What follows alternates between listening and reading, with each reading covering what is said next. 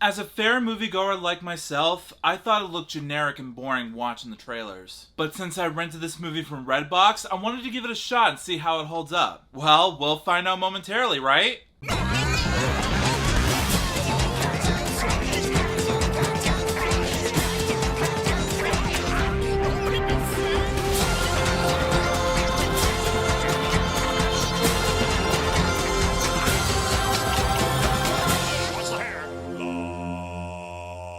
Yo, what is up, my Cinedroids? G to the S here. Today, I'm gonna be reviewing the sequel to the Jack Black original spooktacular escapade based on R.L. Stine's children's novels of the same name, Goosebumps 2: Haunted Halloween. While collecting junk one day, best friend Sonny, played by Jeremy Ray Taylor, and Sam, played by Caleel Harris, meet Slappy, a mischievous talking dummy from an unpublished Goosebumps novel by R.L. Stine. Hoping to start his own family, Slappy kidnaps Sonny's mother, played by Wendy McLondon-Covey, and brings all of his ghoulish friends back to life, just in time for Halloween. As the sleepy town becomes overrun with monsters, witches, and other mysterious creatures, Sonny joins forces with his sister, played by Bethany Walker from the two recent Jumanji movies, Madison Iseman. Sam and a kindly neighbor, played surprisingly by Ken Jeong. What is he doing here? Anyways, he's recruited to help save Sonny's mom and foil Slappy's plan. Now, before I get into the things that I didn't like in this movie, I always start with something at the least bit enjoyable to watch first, and I do the negatives after.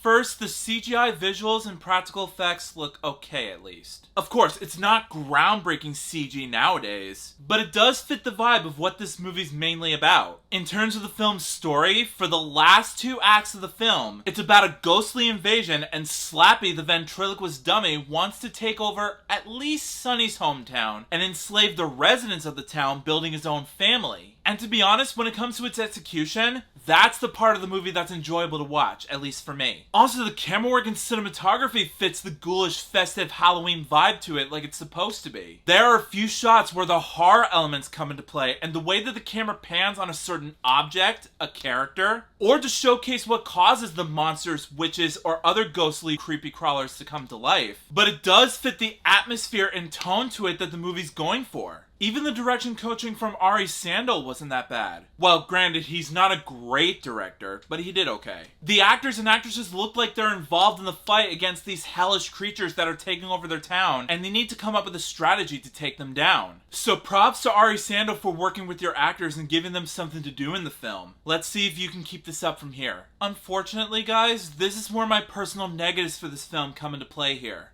I did not enjoy the first act of this movie, to be honest with you. To me, in terms of character development, it felt more like a teenage rom-com high school movie than a Goosebumps movie. Sure, the original 2015 film felt like a youth-oriented story as well, but at least in the original, it focused on the mystery of who this R.L. Stine character is, and they do a really great job of developing his character by the end of the film. And the characters in that movie were much more enjoyable than these new characters in this film. And for me, the horror scenes in the original were just as frightening and fun to watch than what they try to incorporate in this movie. Sure, the horror scenes are there, but they just don't have the creep factor to it. But the one thing I always despise in these types of family live-action movies is the comedic timings and humor. Man, Hollywood never learns from their mistakes, do they? Most of the jokes involve puns that drag on for way too long and childish insults out of the characters. And that's not funny to me. The one thing that makes me laugh really hard in a movie is either an unexpected contagious reaction from another character, or when the jokes felt personal to the characters. That's the type of comedy I like in movies. But they don't do that here. All they focus on is the actors one-upping each other on set, pointless ad-lib moments, and cringe-worthy puns that don't work in this movie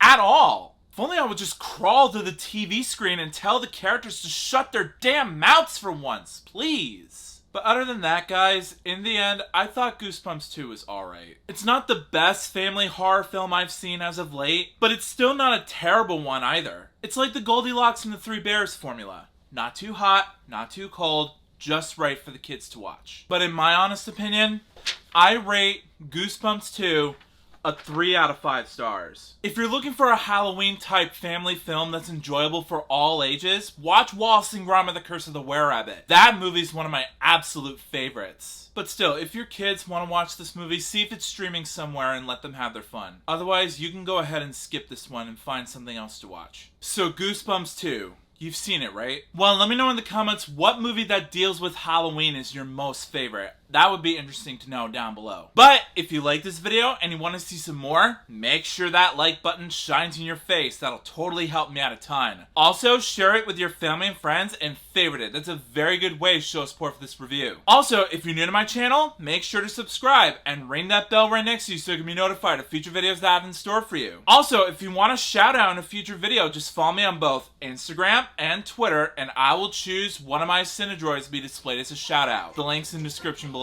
Also, if you want to subscribe to my gaming channel, there's either a link in the description or at the icon card at the top right corner of your screen. Go over there, subscribe, and let's just have fun together. But until then, I'll see you next time. Peace out.